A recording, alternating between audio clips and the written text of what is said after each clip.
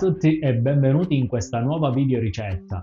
Oggi prepareremo una ricetta veramente speciale, il seitan fatto in casa.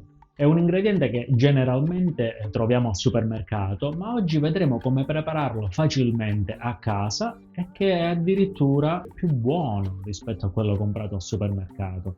È più soffice, è più morbido, è più saporito anche. So bene che la preparazione potrebbe sembrare difficile, ma si vedono molti video online quando si prepara il seitan lavando e risciacquando l'impasto sotto l'acqua corrente. Ma noi nella ricetta di oggi scopriremo come preparare questo fantastico ingrediente utilizzando la farina di glutine e la farina di ceci. Questi due ingredienti faranno sì che il seitan non dovrà essere lavato sotto l'acqua, quindi andremo ad evitare inutili sprechi di acqua e avremo comunque un prodotto finale che è veramente buono, è versatile e potrete utilizzarlo in qualsiasi vostra ricetta. So bene che adesso non vedete l'ora di iniziare a prepararlo, di conseguenza iniziamo subito la ricetta, ma come sempre vi invito a iscrivervi al canale se non l'avete già fatto e di attivare la campanella per ricevere gli aggiornamenti su tutte le nuove ricette che pubblicherò qui sul canale.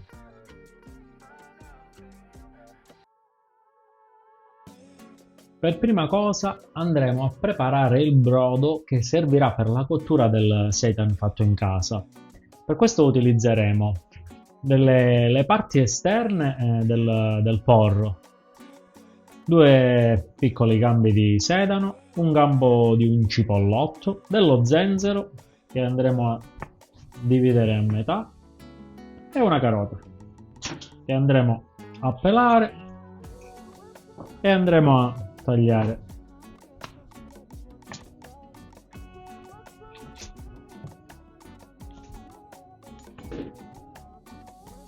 Uno spicchio d'aglio e qualche mazzetto di prezzemolo. Andremo ad aggiungere dell'acqua, tanto quanto basta per coprire poi il seitan in cottura. Andremo poi ad aggiungere 4 cucchiai di salsa di soia per rendere tutto estremamente più saporito e lasceremo cuocere il brodo per almeno una trentina di minuti. E nel frattempo potremo preparare l'impasto per il seitan fatto in casa. Adesso iniziamo a preparare l'impasto per il seitan. Vi ricordo che in descrizione trovate le quantità e la lista di tutti quanti gli ingredienti. Quindi iniziamo a versare in una ciotola la farina di glutine insieme con la farina di ceci. Aggiungiamo il lievito alimentare in scaglie, aggiungiamo un mix di spezie. Diamo qua una leggera mescolata a secco. A questo punto andiamo ad aggiungere l'acqua e un cucchiaio di salsa di soia. Iniziamo a miscelare per far incorporare per bene tutti gli ingredienti. Poi una volta che l'impasto sarà bello compatto potremo versare tutto quanto il contenuto sul piano e continuare a impastarlo fino a ottenere un panetto liscio ed elastico.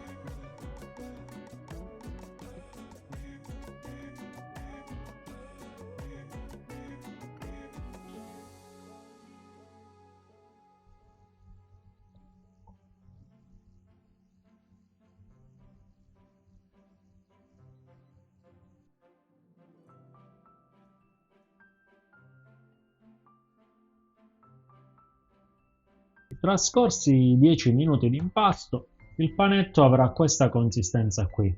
Lo andremo a dividere in 3 panetti più piccoli.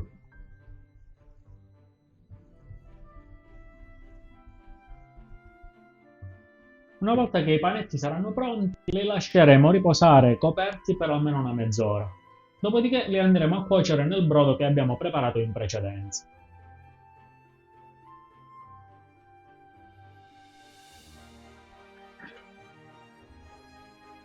Andremo così a versare il panetto all'interno del brodo e lo lasceremo cuocere per 40 minuti. Trascorsi i 40 minuti il seitan sarà pronto e potremo toglierlo qui dal brodo. Lo andremo a mettere qui all'interno di un recipiente e lo lasceremo raffreddare. Aspetteremo che raffreddi anche il brodo Una volta che tutto sarà raffreddato, potremo conservarlo in frigorifero e consumarlo dopo 24 ore. Ed eccoci giunti anche oggi alla fine di questa ricetta, nella quale abbiamo visto come preparare il seitan fatto in casa. Adesso dovremo solo aspettare che raffreddi, dopodiché lo andremo a ricoprire con il brodo di cottura e lo conserveremo all'interno del frigorifero per almeno 24 ore. Trascorse queste 24 ore potremo semplicemente affettare, cuocere in forno, saltare in padella, come più ci piace. Spero che la ricetta di oggi vi sia piaciuta. Vi invito quindi a lasciare un like al video e di iscrivervi al canale se non l'avete già fatto. Per il momento non me le pappo e ci vediamo alla prossima video ricetta.